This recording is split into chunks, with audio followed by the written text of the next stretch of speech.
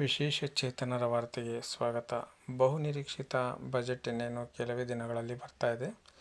ಈ ಬಜೆಟ್ಗೆ ಸಂಬಂಧಪಟ್ಟಂತೆ ನಮ್ಮ ವಿಶೇಷ ಚೇತನರಿಗೆ ಏನೆಲ್ಲ ಹೊಸ ಯೋಜನೆಗಳು, ಪಿಂಚಣಿ ಮೊತ್ತ ಹೆಚ್ಚಳವಾಗುತ್ತಾ ಅನ್ನುವ ಕುರಿತು ಒಂದು ಸುದ್ದಿ ಬರ್ತಾ ಇದೆ. ಅದನ್ನು ನಿಮಗೆ ತಿಳಿಸ್ತಾ ಹೋಗ್ತೀನಿ.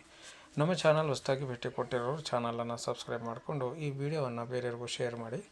ನಮ್ಮ ಚಾನಲ್ ಲಿಂಕನ್ನು ಎಲ್ಲರಿಗೂ ಶೇರ್ ಮಾಡಿ. ಅವರು ಕೂಡ ನಮ್ಮ ಹಾಗೆ ಈ ಒಂದು ವಿಶೇಷ ಚೇತನ ವಾರ್ತೆನ ತಪ್ಪದೇ ಪ್ರತಿದಿನ ವೀಕ್ಷಣೆ ಮಾಡಲಿ. ಪ್ರಸಕ್ತ 2025-26ನೇ ಸಾಲಿನ ರಾಜ್ಯ ಬಜೆಟ್ಗೆ ಮುಖ್ಯಮಂತ್ರಿ ಸಿದ್ದರಾಮಯ್ಯನವರು ಸಿದ್ಧತೆ ಆರಂಭಿಸಿದ್ದು, 4.1 ಲಕ್ಷ ಕೋಟಿ ರೂಪಾಯಿಗೆ ಬಜೆಟ್ ಏರಿಕೆಯಾಗುವ ನಿರೀಕ್ಷೆ ಇದೆ. ಕಳೆದ ಗುರುವಾರದಿಂದ ಪ್ರಾರಂಭಿಸಿ 5 ದಿನಗಳ ಕಾಲ ವಿವಿಧ ಇಲಾಖೆಗಳ ಸಚಿವರು ಮತ್ತು ಅಧಿಕಾರಿಗಳೊಂದಿಗೆ ಪೂರ್ವಭಾವಿ ಸಭೆಗಳನ್ನು ನಡೆಸಿದ್ದಾರೆ. ತಮ್ಮ ಅಧಿಕೃತ ನಿವಾಸ ಕಾವೇರಿಯಲ್ಲಿ ಬಜೆಟ್ ಪೂರ್ವ ಸಭೆಗಳು ನಡೆದಿದ್ದು, ಸಿದ್ದರಾಮಯ್ಯನವರು ಮತ್ತು ಹಣಕಾಸು ಇಲಾಖೆ ಅಧಿಕಾರಿಗಳು ವಿವಿಧ ಇಲಾಖೆಗಳ ಬಜೆಟ್ ಪ್ರಸ್ತಾವನೆಯನ್ನು ಪರಿಶೀಲಿಸುತ್ತಿದ್ದಾರೆ. ಮಾರ್ಚ್ 14ರಂದು ರಾಜಕೀಯ ಜೀವನದಲ್ಲಿ ದಾಖಲೆ 16ನೇ ಬಜೆಟ್ ಅನ್ನು ಮಂಡಿಸಲಿರುವ ಸಿದ್ದರಾಮಯ್ಯನವರು ವಿಕಲಚೇತನರ ಮಾಸಾಸನವನ್ನು ಹೆಚ್ಚಳ ಮಾಡಲೇಬೇಕೆಂದು ಈಗಾಗಲೇ ರಾಜ್ಯಾದ್ಯಂತ ವಿಕಲಚೇತನರು ಬೇಡಿಕೆ ಪಟ್ಟಿ ಸಲ್ಲಿಸಿದ್ದಾರೆ. ಪಕ್ಕದ ರಾಜ್ಯವಾದ ಆಂಧ್ರಪ್ರದೇಶದಲ್ಲಿ ಪ್ರತಿ ತಿಂಗಳು 3,000 ರೂಪಾಯಿ, ದೆಹಲಿಯಲ್ಲಿ 2,500 ರೂಪಾಯಿ, ಗೋವಾ ರಾಜ್ಯದಲ್ಲಿ 2,500 ರೂಪಾಯಿ, ಹರಿಯಾಣದಲ್ಲಿ 2,250 ರೂಪಾಯಿಗಳನ್ನು ಪ್ರತಿ ತಿಂಗಳು ವಿಕಲಚೇತನರಿಗೆ ಮಾಸಾಸನವಾಗಿ ನೀಡಲಾಗ್ತಾ ಇದೆ. ಆದರೆ ಭಾರತ ದೇಶದಲ್ಲಿ ಅತಿ ಹೆಚ್ಚು ತೆರಿಗೆ ಕಟ್ಟುವ ರಾಜ್ಯಗಳಲ್ಲಿ 2ನೇ ಸ್ಥಾನ ಪಡೆದಿರುವ ಕರ್ನಾಟಕದಲ್ಲಿ ಮಾತ್ರ ಶೇಕಡಾ 45ರಿಂದ 75ರವರೆಗೆ ಅಂಗವಿಕಲತೆ ಉಳ್ಳ ವಿಕಲಚೇತನರಿಗೆ 800 ರೂಪಾಯಿಗಳು ಮತ್ತು ಶೇಕಡಾ 75ಕ್ಕಿಂತಲೂ ಹೆಚ್ಚು ಅಂಗವಿಕಲತೆ ಉಳ್ಳ ವಿಕಲಚೇತನರಿಗೆ ಕರ್ನಾಟಕ ಸರ್ಕಾರವು 1,400 ರೂಪಾಯಿಗಳನ್ನು ಮಾಸಾಸನ ನೀಡುತ್ತಿದೆ.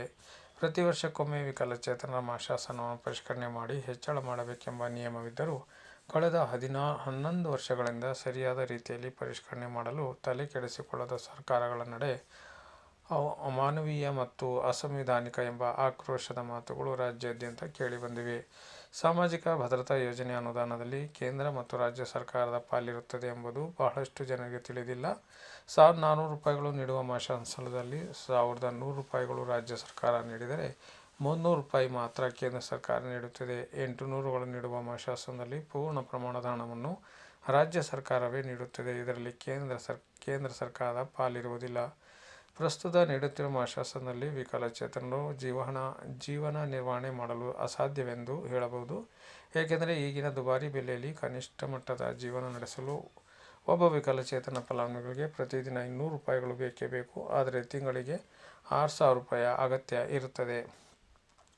ಅಂಗವಿಕಲ ಹಕ್ಕುಗಳ ಕಾಯ್ದೆ 2016ರ ಪ್ರಕಾರ ವಿಕಲಚೇತನರನ್ನು ಸಮಾಜದ ಮುಖ್ಯವಾಹಿನಿಗೆ ತರುವುದು ಪ್ರತಿ ಸರ್ಕಾರದ ಜವಾಬ್ದಾರಿ ಮತ್ತು ಮಾನವೀಯ ದೃಷ್ಟಿಯಿಂದ ಅವರ ಸಂವಿಧಾನಿಕ ಬೇಡಿಕೆಗಳನ್ನು ಈಡೇರಿಸುವುದು ಮತ್ತು ಆರ್ಥಿಕ ಭದ್ರತೆಯನ್ನು ಒದಗಿಸುವುದು ಮುಖ್ಯಮಂತ್ರಿ ಮತ್ತು ಸರ್ಕಾರದ ಕರ್ತವ್ಯವಾಗಿರುತ್ತದೆ. ಆದ್ದರಿಂದ ವಿಶೇಷ ಚೇತನರು ಗೌರವಯುತವಾಗಿ ಸಮಾಜದಲ್ಲಿ ಜೀವನ ನಿರ್ವಹಣೆ ಮಾಡಲು ಮುಖ್ಯಮಂತ್ರಿ ಸಿದ್ದರಾಮಯ್ಯನವರು ನೀಡುತ್ತಿರುವ ಮಾಸಾಸನ ಮಾಸಿಕ ಪಿಂಚಣಿಯನ್ನು 4,500 ರೂಪಾಯಿಗಳಿಗೆ ಹೆಚ್ಚಳ ಮಾಡುವ ಮುಖಾಂತರ ಮುಂಬರುವ ಆಯವ್ಯಯ ಬಜೆಟ್ನಲ್ಲಿ ಘೋಷಣೆ ಮಾಡಬೇಕೆಂದು ಕೂಗು ಕೇಳಿಬಂದಿದೆ.